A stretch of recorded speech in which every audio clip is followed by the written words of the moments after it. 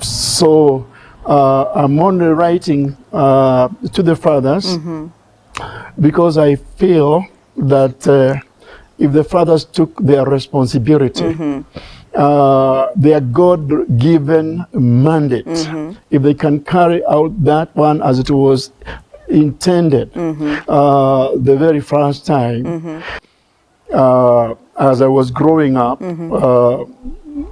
first of all, my father was taken away from me. Oh, sorry for that. When I was still a suckling baby, after the declaration of the state of emergency around 1952-53 there.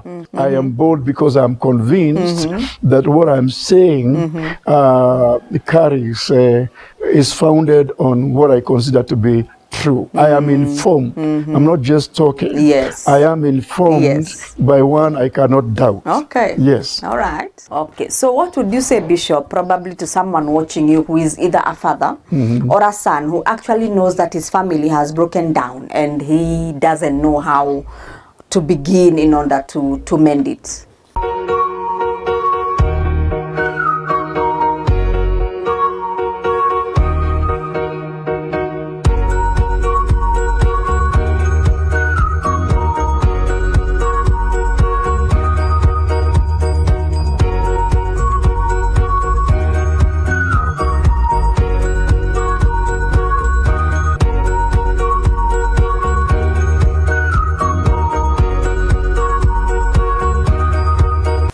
Awesome, awesome, awesome. Hello, hello, people, wonderful people, and happy and blessed new year. Happy blessed 2026. Thank you for joining us yet again. Wow, this is amazing. This is wonderful. We are still in the early stages of the blessed new year 2026, and this year we are blessed of the Lord, highly favored of the Lord. We've kicked off at a very high note because just a couple of weeks ago we had an international guest author on the show, and today as well we have another one, international guest author on the show. As you can see, I have a guest with me today. He will be introducing himself to us later on, but I can tell you his name is Bishop Charles Ngumbu, or Bishop G. Ngumbu. He is the bishop and founder of Jubilee Covenant Center, Tacoma, Washington State, and he is also the bishop and senior pastor at All Nations Mission Center here in Kenya, Vindigua. So I know you're asking yourself a lot of questions. Yes, they will be answered along the way. But Bishop, thank you so much for joining us. Thank you for taking time to come. Thank you very much. We are so honored that you will join us today. Yes. My pleasure. All right. Yes. Okay, so this is Favor Book Club. I'm your host, Florence Favor. As usual, our hashtag is hashtag I am an African and I read. When we began this journey, I did tell you that someone once said that if you want to hide something from an African, put it in a book. Well, I sought out to denote that and went out on a campaign and on a mission to denote that. And therefore, that's why we go by the hashtag I am an African and I read. So do feel free to continue following us on all our socials, on Instagram, Twitter, or X, IG, and YouTube, and on Facebook. Yes, and now we are also on TikTok. And on YouTube, remember, it's on my personal channel, Florence Favor. And I know you shall be blessed. So continue following us and share widely these episodes. If they're helping you, if they've been of help to you, continue to share them. All right, on to our guiding scripture for today. We are taking it from the book of Proverbs chapter 9 verse 9, and it says, instruct a wise man and he will be wiser still. Teach a righteous man and he will add to his learning. Proverbs 9:9, it says, instruct a wise man, and he will be wiser still. Teach a righteous man and he will add to his learning. That is our guiding scripture for this particular episode or for this week. And now officially to our guest, Bishop. Yes. Once again, thank you for joining us. I feel so privileged and so honored that you would come on this show today. Yes. Number one, because of your stature in society.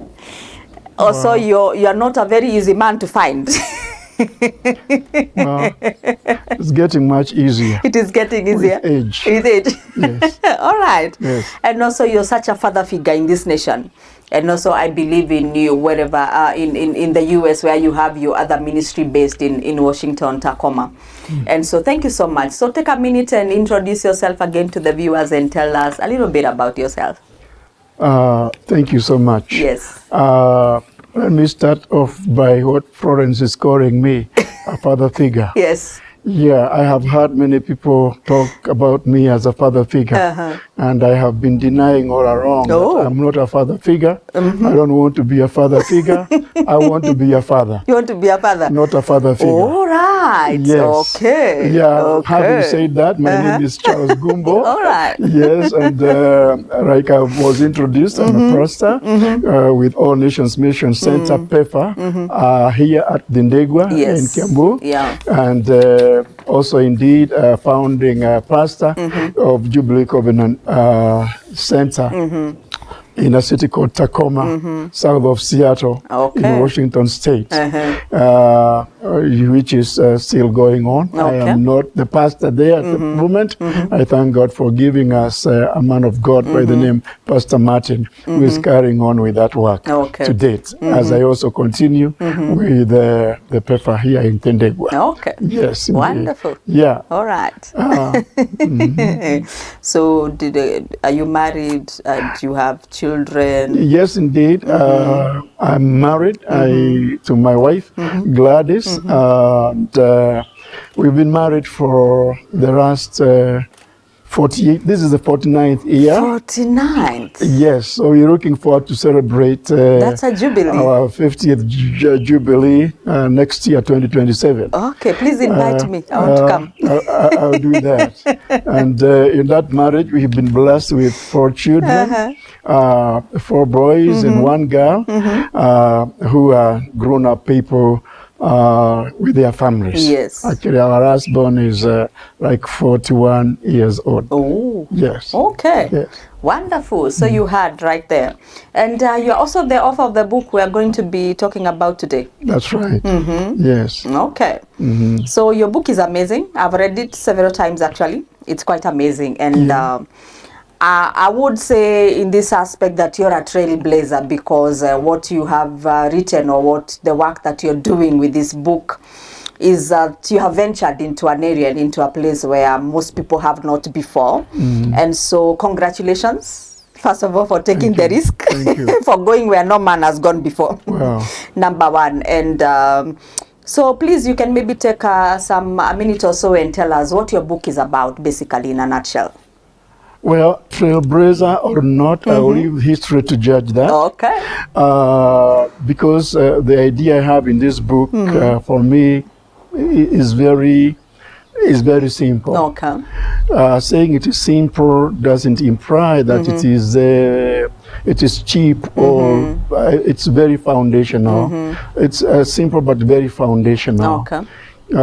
Because I believe that like I have probably said in the book, that this world rises or falls with fathers.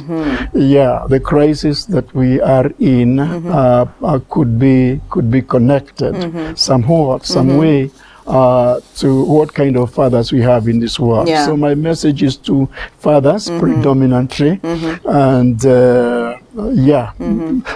that's why that's what really is this book all about. Yes. Okay. Yeah. All right. So the book title is He Left Them Words, Yes. Lest You Forget. People have been asking me, is it about the word that Jesus left before he ascended, or which words are you talking about in this particular book? They are right, even to suggest that it is Jesus who left the world. But before we even come to Jesus, we have got to go back to the beginning, the very beginning. The one who left words is the Father. I have to put the definite the article the, because he stands all by himself. The Father, our Heavenly Father, the Creator of heaven and earth, and the Creator of all of us. He is our Father, and he happens to be the very first one in the recorded history who left us with his words. Yes, he doesn't just exist. He doesn't just leave us here Yes. uninformed. He has told us everything he wanted us to know that would be helpful in our life. So he left them words. It's first of all referring to God the Father. Okay. He left them words is also referring to the one who can be identified very closely with the Father, the Son, Jesus Christ, who according to Isaiah 9:6, he is also our everlasting Father because he's Okay. one with the Father. All right. He left them words is every other father who chose to be responsible, because no responsible father will live without leaving words Okay. to his children and their children. Okay. So wonderful. it's the father from the very first to all the others To all the other fathers. who need to count Okay. to their generation. Excellent. That's right. All right. So a lot has been said about the boy child and how he seems to have been neglected after the girl child has been empowered, or after the girl child was empowered. Yeah. Please tell us what prompted you to write this book about fathers. Well, it must be understood from the outset, I'm not in the feminist camp, neither am I in the masculine camp. Yes. This is not about gender. So I'm only writing to the fathers because I feel that if the fathers took their responsibility, their God-given mandate, if they can carry out that one as it was intended the very first time, it's going to change everything. A good father, a responsible father who takes his responsibility well is good for every woman, for every mother there is in this world. Yeah. A good father is going to be a blessing to every child who is born in this world. This world stands or falls with fathers. So the book is addressing the fathers, not because they are sorry, the only ones who are responsible to make things happen in the right direction, but he must take the leadership and do what he is expected to do. Okay. Yeah, Wonderful. that's why I'm writing to the fathers. Yes. First and foremost. Okay, there you had it, viewers. Yes. So the most amazing thing about your book is that you're actually addressing real issues that can be attributed to the breakdown of society, the society as we know it today. So when did you realize that it was paramount to write a book that was seeking to address some, if not most, of all of those issues? Well, I'm coming from right. I was born in the early 50s. Now, that period in our recent history was very transitional for our community, for example, because while our grandfathers lived in the traditional society in its entirety, it is our fathers who were impacted first and foremost by the colonization process. So that as I was growing up, first of all, my father was taken away from me. Oh, sorry for that. When I was still a suckling baby, after the declaration of the state of emergency around 1952-53 there. And so it's like I was born in a house where there wasn't a father. And okay, thank God he was released by the colonial government after about 3 or so years. Okay. So in 1957 he resurfaced, or 56 he resurfaced back home. But then of course the things had started happening in colonial and even post-colonial Kenya that took many fathers out of their homes to search for livelihood in this new economic order or economic environment. So, like I have commented, it is possible that even after 20-something years of a child, the cumulative period of time a father has shared with their own children could be less than 1 year. Yes. And that was my experience. Because my father would show up after a week or 2, sometimes after a month. And he comes in the evening on Saturday, and then he leaves on a Sunday afternoon. And in between, there has been very, very scanty, very low interaction. So it's like I'm talking about myself. Although I had a father all the time, Yes. but really we missed a lot. I felt that I missed an inheritance that should have been mine. And my father, because of whatever, may not have been conscious that I'm losing anything, because the understanding of many is that if they can give you land, houses, and money, they have given you everything you need, and probably some good education. Yeah. So, yes, that's what is prompted me to think that something needs to be done. Okay. And therefore, the writing of this book. Excellent. Yes. All right. So I noticed something unique about your writing style. You write with a lot of boldness, actually so much boldness and authority. In some places, you even challenge your readers to actually take action. Was that intentional? And if it was, please tell us why. I think it is my nature to be emphatic and bold. And I hope it is not in a naive way. Because you can be bold and emphatic and be naive. Yes. I hope that is not the case. But when I feel I'm convicted about something, I say it rather strongly. So, yes, I am bold because I'm convinced that what I'm saying carries, is founded on what I consider to be true. I am informed. I'm not just talking. Yes. I am informed by one I cannot doubt. Okay. Yes. All right. Yes. Okay. So, how does it finally feel to see your thoughts, words, and inspirations now beautifully packaged in a book with your name on it? Well, it feels good. It's an achievement. I could say it's an achievement. Yes. It was never really intended. I never thought I would be writing, but I had the gut feeling that something needs to be put down. In fact, I had scribbled. I know I have scribbled more than once a title of a book that hit my head, but the idea of writing was kind of strange. I didn't see myself as a writer. I had a problem of what is it that I could write about that has not been written, and even now it's not like I'm giving to the world a completely new idea, but I guess somewhere, somehow, what I'm saying will touch a right and transform it. Okay.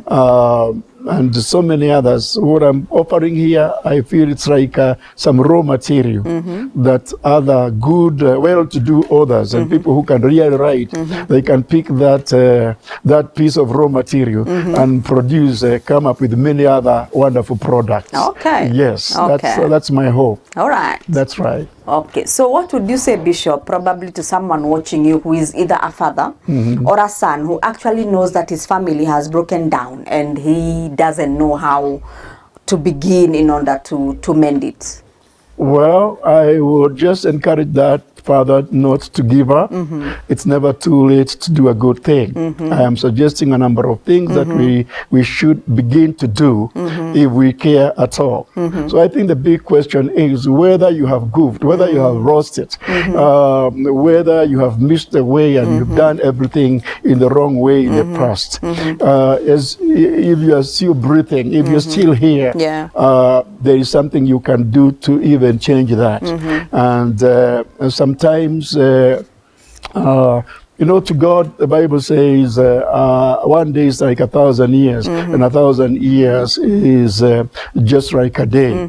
Even somewhere talking to the Israelites, he said that he is going to help them recover the years, what the canker worm has eaten, what the grasshopper has eaten, what the palmer worm has eaten, what the locust has eaten. He said, I'm going to help you recover the years that you have lost. So I believe in a God who is able to help us recover the years, recover the years. So yes, even in the remaining years of such a father, if he is willing and obedient, God can help him recover and still be able to hand over a good inheritance to his children. That's what I believe. Okay. Yes. So we all make if mistakes. I may ask, is fatherhood an aspect of perfectionism? Does one have to be perfect in their fatherhood, or? No, never the case. There is not one single father I know except the father. The father. Only the father is perfect. Oh, the rest of us, we have our shortfalls, we have our problems, and neither am I myself. But this is not a call to perfection, because first of all, every father is bound to make mistakes, because we start off becoming fathers as novices. We have never we have never traveled this path. We've never been married before. We have never raised a kid. And when a kid is dropped into your arms, you know, by a simple biological act, you are not wiser because you have a kid in your hands. And you didn't practice for it before. You didn't have a rehearsal. You're right.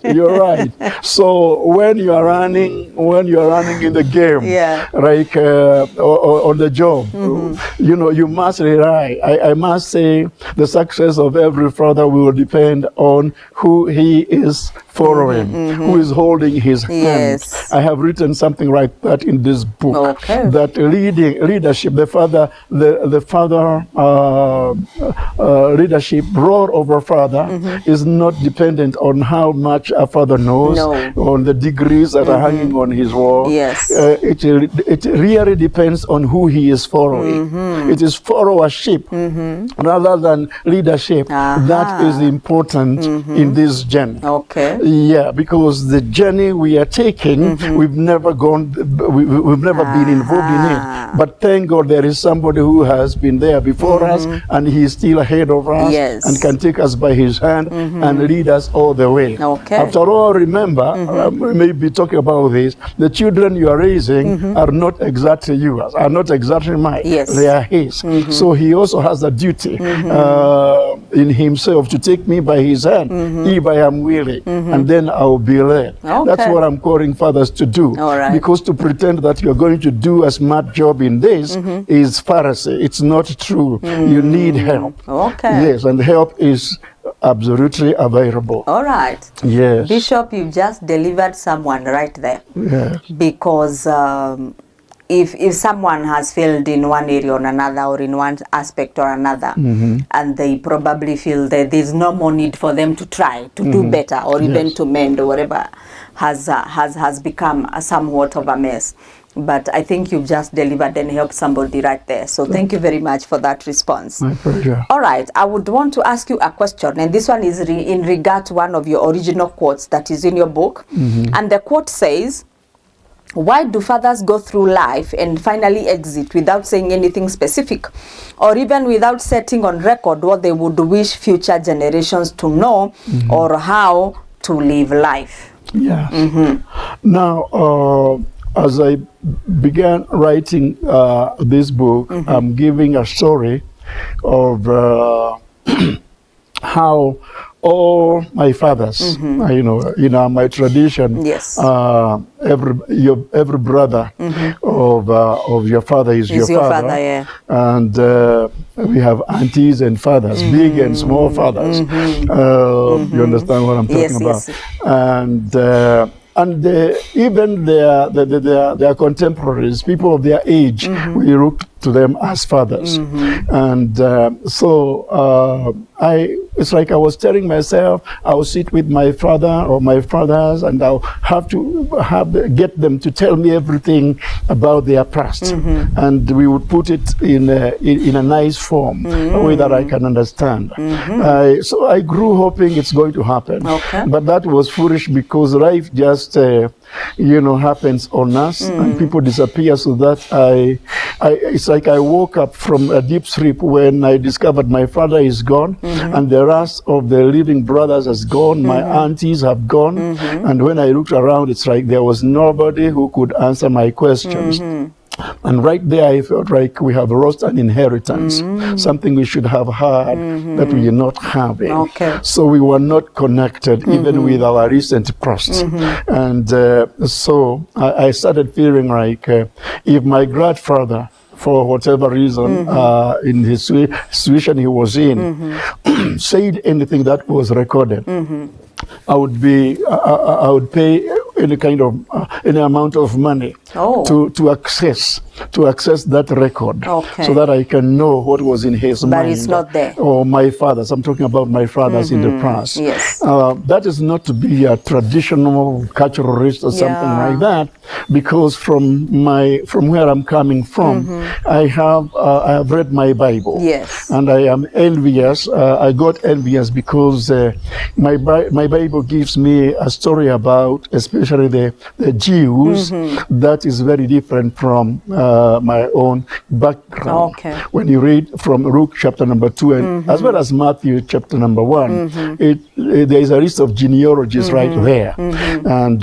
so Matthew starts by saying Jesus, the son of David, the son of Abraham. If you check from where Jesus is to Abraham, you would be talking about a couple of 1,000 years plus. Yes. Actually more than maybe 2,000 years or even 3,000 years. So these people are able to trace themselves backwards to 1,000 years. When you go to Luke does a good job. He goes from Jesus to Joseph, and traces their genealogy all the way to Adam. When it comes to Adam, the Bible records puts it this way: Adam, the son of God. Yes. So looking at that, I realized that all of us, without exception, you know, African, Asian, or biologically, scientifically, if we were willing to work it backwards, we would trace ourselves to somebody. That last person is Adam, the son of God. Yes. So we are all sons of God. God is our Father.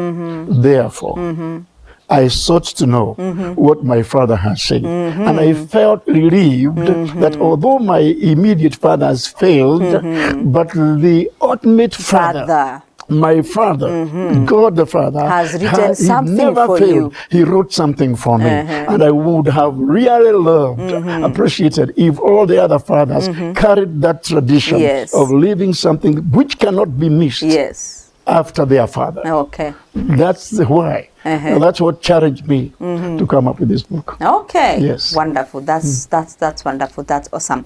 So I want to ask you this. Talk to us about your writing journey, your publishing journey, when you, with the moment you felt you had something that you have observed that needs to be addressed. How was the writing process like? How long did it take you to write? And how was the publishing journey even like for you? First of all, right, it says I'm talking to fathers. Yes. So it's a general message. And I felt that what God was putting on my spirit was for every father. Not Christian father, even Muslim and Hindu and every kind of a father in this world. Because I felt that we are, just like I've said, we are all one, really. And so looking at it that way, can you reframe that question again? I was asking about your writing journey, the writing journey. How long did it take you to finish writing the book? And how was even the publishing journey for you? The outline came very quickly. When the idea hit me, and I started thinking about it, the outline, I did it almost immediately. But I sat with that outline for about almost 3 years. I was to be triggered to write by a few other events here and there. But when it was finally done, I sat down and decided, let me do this thing, whatever comes out. And when I had done the manuscripts, then I looked for somebody who could help me now put it in something presentable, and I found one by the name Florence, Favor of Favor Canopy Publishers. Canopy Publishers and printers. Yes. And she is right here with me, which fact I appreciate. Yes. Yes. It was an honor working on your book, Yes. and that you would trust me with that, with such treasure, because for me this is treasure. Yes. Packaged in a book. And so I would want to ask you this, which is your favorite book, or which is your favorite author of all times? Yeah, it's rather difficult to point that. Like there are so many authors, people whom I have read. Yes. But to and I don't want to raise them. From the 50s and 60s of James Henry Chase's, and I have transited to Gugewa Thiong'o's, Yes. Chinua Achembe's, and everybody Yes. else. I have read many books. Yes. But of course, literally as a pastor, as a Christian, of course, my orientation is toward being the Christian world. Yes. But in that area, I can say one who has impacted me greatly is none other but the late Miles Monroe. Oh. His writings and everything he has got to say has impacted me greatly in my ministry and what I preach. The central, part of my message, I believe he has impacted me greatly. So I continue listening to him and reading him when I can. And yes, but there are many others who equally impacted me greatly. Okay, now Yes. now we know the secret. Now we know your secret. How you become such a well and seasoned leader, a well and powerful seasoned leader. So thank you so much for coming on the show today. Yes, thank you. And viewers, today on the show I was hosting Bishop G. Ngumbu, the author and writer of this amazing book, He Left Them Words, Lest You Forget. And he has explained very well which words he's talking about, and who wrote them, and who left them, and who is also supposed to write and leave words behind. So do get yourself a copy of his new book, and I know it shall be of help to you.